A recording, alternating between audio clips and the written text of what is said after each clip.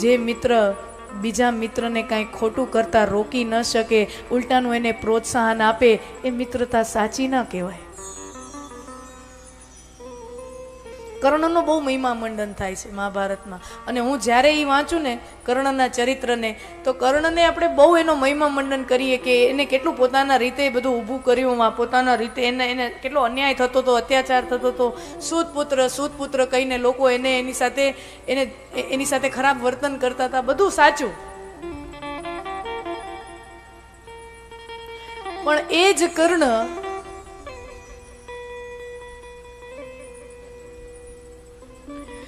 કુરુસભામાં જ્યારે દ્રૌપદીની લાજ લૂંટાઈ રહી છે, ત્યારે એ જ કર્ણ દુર્યોધનને રોકતો નથી, ઉલટાનો એને પ્રોત્સાહિત કરે છે કે તું કર આગે બઢો, મેં તુમ્હારે સાથ હું,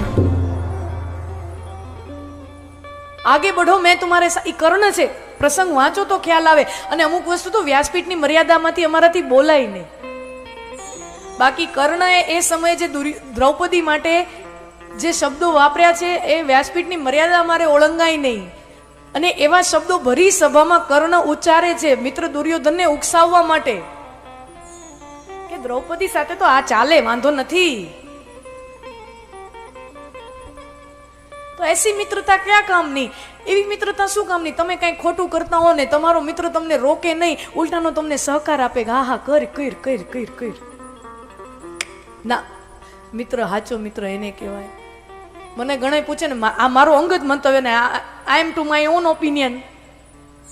દરેક માણસને પોતાના મંતવ્યોનો અધિકાર. મને કોઈ એમ કહે ને કે દુર્યોધન ને કર્ણની મિત્રતા સાચી, મને એમ લાગે નકરો સ્વાર્થ જ ભળ્યો છે. કર્ણ ને દુર્યોધનની અંદર લાલચ છે ને દુર્યોધન ને કર્ણની અંદર લાલચ છે. લાલચમાં બે ભેળા છે, મિત્રતા જેવું કાંઈ છે નહીં. સમજી લેજો. બેયને એકબીજામાંથી સ્વાર્થની પૂર્તિ થાય છે. કર્ણની શું સ્વાર્થ પૂર્તિ? મને રાજા બનાવ્યો, ટુકડો નાખી દીધો, હે એક ટુકડા ડાલ દિયા તો मैं उसका गुलाम हो गया. અને દુર્યોધને ટુકડો હું કામ નાખ્યો કે ગોગદી વાંધો પડશે તો કામ આવશે. પ્રેમ નથી મિત્રતાનો. સાચો મિત્રતા હોય ને, મહાભારતની સાચી મિત્રતા એ દુર્યોધન કર્ણની નથી. મહાભારતની સાચી મિત્રતા એ શ્રી કૃષ્ણ અને અર્જુનની છે. શ્રી કૃષ્ણ અને અર્જુનની છે. એમાં અર્જુન ખોટો નિર્ણય લે છે ને ભગવાન તરત એનો કાન પકડે છે, પાછો વળ. મહાભારતના પહેલા જ દિવસે ગાંડીવને હેઠું મૂકી દે છે અને કહે છે કે મારાથી લડાતું નથી. અને ત્યારે ભગવાન કહે છે કે તું ક્ષત્રિયનો દીકરો છો, વીર યોદ્ધા છો, તારા હાથમાં ગાંડીવ શોભાયમાન છે, આટલા અસ્ત્રો શસ્ત્રો તારી પાસે છે, અને હવે તું ઢીલો પડી જાય છે. રણ છોડીને ભાગે એક ક્ષત્રિય કાયરતાને પાત્ર છે, યોદ્ધો કાયરતાને પાત્ર છે. અને અર્જુન એ કાયરતા કરી રહ્યો છે. અને ત્યારે ભગવાન એને કહે છે કે આ કાયરતા તને શોભતી નથી. ત્યાજ્ય હૃદય દૌર્બલ્યમ, આ તારી હૃદયની જે દુર્બળતા છે ને એને ત્યાગ કરી દે. અને અર્જુન ખોટો નિર્ણય લેતો હતો ને એને પાછો સાચા નિર્ણયમાં વાળ્યો છે. अगर तुम्हें गलत रास्ते पर से सही रास्ते पर कोई ना ले जाए समझ लो मित्र नहीं है. घણા મિત્રો હોય ને પોતે તો આદત વાળા હોય, અને જોજો બધા વ્યસનીઓ હોય ને, હંમેશા વ્યસન છે ને કોઈ માણસ પોતે ચાલુ કરતું જ નથી. એને ચાલુ કરાવવા વાળો એકાદો ભાઈબંધ હોય અને દુનિયાનો કોઈ માણસ પોતે ચાલુ ન કરે. કારણ કે મા બાપે તો સંસ્કાર એવા જ આપ્યા હોય ને. હા, વળી ઘણા એવા હોય કે બાપા જેવા હોય, બાપાએ ઘણા પિતાઓ અમને મળવા આવે ને, ઉતારામાં ક્યાંક હોય તો કથાઓમાં જ્યાં જતા હોય તો ત્યાં ઘણા લોકો મને મળવા આવે અને કે બસ એવા આશીર્વાદ ભગવાનના અમારા બન્યા રહે કે મારો દીકરો મારા જેવો ન થાય.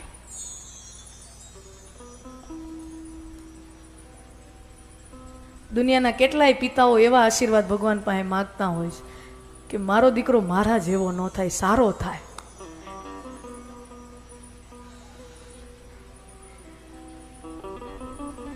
हाँ, तो ऐसा क्या मित्र काम का कि जो व्यसन के दलदल में फंस चुका है, ई कादव में पड़્યો છે અને ઈ તો પડ્યો છે ને મેલો થયો છે.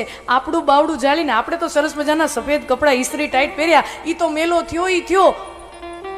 આપણને બાવડું ઝાલીને ઈ કાદવમાં મેલો કરે એવી મિત્રતા શું કામ? શ્રી કૃષ્ણ અર્જુન કી મિત્રતા.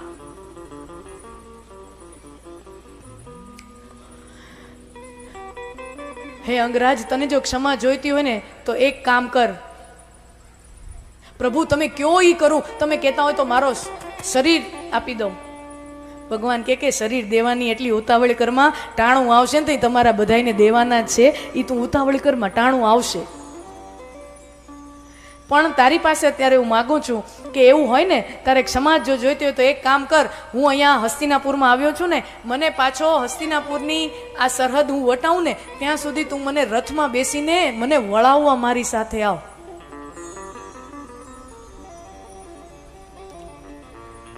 અને કર્ણ રથનો સારથી બને છે. આહા શું દ્રશ્ય! અને કોઈ મોટો માણા આપણી ગાડીમાં બેહે ને તો ડ્રાઈવરને હેઠો ઉતાર દેવાય. આપણે ગાડી કર્ણ છે એ રથમાં જે સારથી બેઠો છે એને હેઠો ઉતારી દે છે કે તું હેઠો ઉતર, હું સારથી બનીશ. કોઈ મોટો માણા દ્વારકાધીશ જેવો મોટો માણા આપણે ગાડીમાં બેસતો હોય, ડ્રાઈવરને ઉતારી દીધો, કર્ણ પોતે ગાડી ચલાવવા બેસી જાય. અને આમ પણ કર્ણ તો અધિરથનો પુત્ર છે, એને ત્યાં મોટો થયો છે.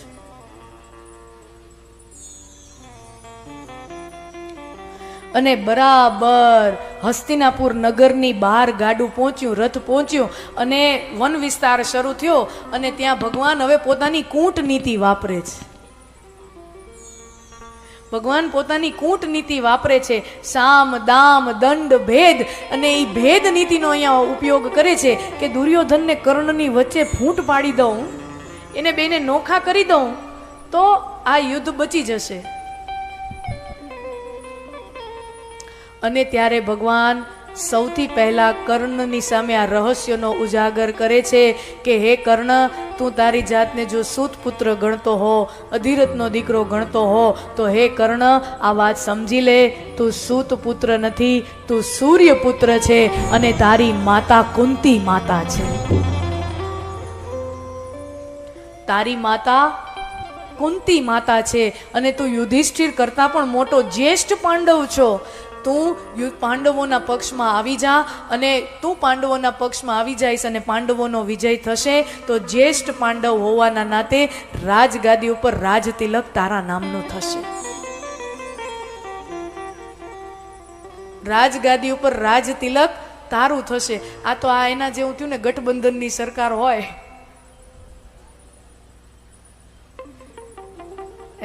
બહુ મેજોરિટી ન આવે ને જે જોડતોડ કરીને માંડ ભેળું થાય તો પછી જે મુખ્ય મંત્રાલય હોય એના માટે કેવી પડાપડી થાય. રેલવે જોઈએ, ફાઇનાન્સ જોઈએ, જે દૂધણી ગાયો હોય, બીજા નાના મોટા મંત્રાલયો એમાં બહુ ખોટું માણા મથે નહીં, પણ જે મોટા મોટા મંત્રાલયો છે, રક્ષા મંત્રાલય, વિદેશ મંત્રાલય,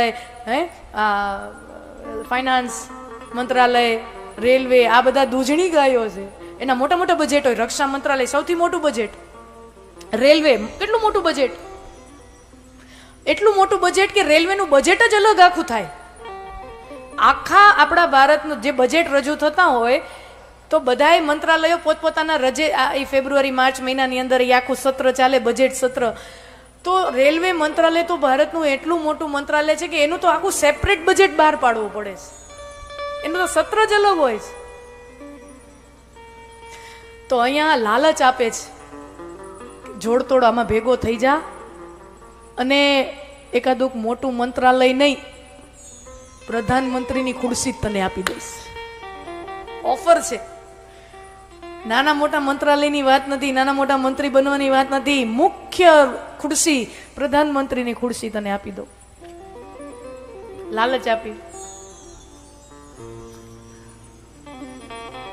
ખરેખર ભગવાન એમ વિચારે છે કે જરાક આ કૂટનીતિ વાપરું, ભેદ નીતિ વાપરું તો એના બે પરિણામ આવે. હા, ભગવાન આ જે કર્ણ સાથે સંવાદ કરી રહ્યા છે ને એના બે પરિણામ આવે. એક, કર્ણ માની જાય, અને બીજું કર્ણ ન માને. બે પોસિબિલિટી છે ને. એક કર્ણ માની જાય ને 50% પોસિબિલિટી ને. સિક્કો ઉલાળો તમે તો હેડ અને ટેલ આવવાની સંભાવના કેટલી, પ્રોબેબિલિટી કેટલી? 50%.